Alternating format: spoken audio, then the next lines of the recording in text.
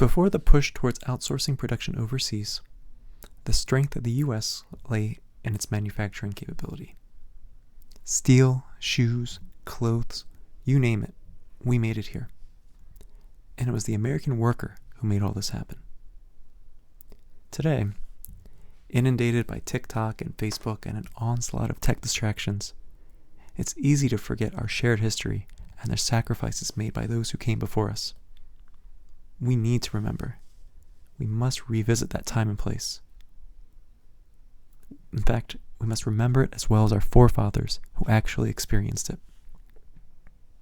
To prevent these memories from being lost forever, Cascade Press is in the process of publishing a poetry collection penned by mystic poet David Kherdian that captures the sights, the sounds, and the spirit of the American factory town.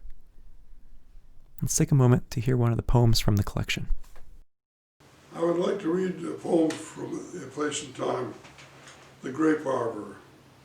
In the grape arbor, built by the German couple who owned the house before I was born, directly behind the house and in front of our small garden, we had family picnics. My mother had tea with her lady friends.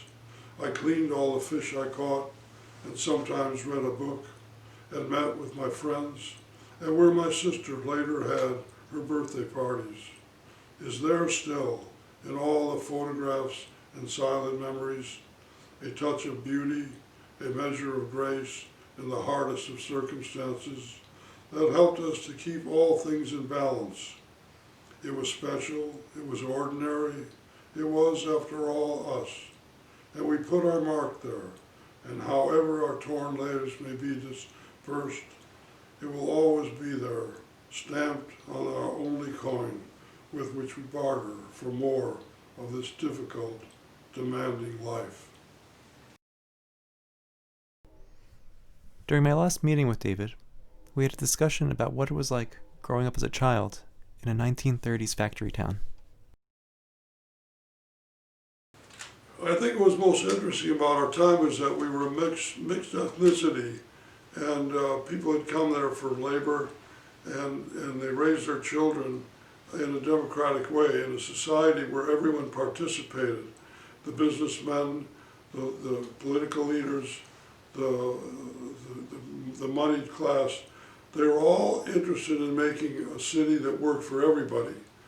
And so we felt joined to something that was truly ours and was a gift from our elders. And so we never felt deprived in any way, because we had a great deal to look forward to. And there was a kind of vision in the country for advancement, for growing up and going out and making something with your life. And I think what was great for us was that we had such a strong foundation to work from. We didn't have to go out to build something. We had to go out to find ourselves, and we had the freedom to do that because we had once been held in place by an organized society in which everyone participated and everyone had an equal chance.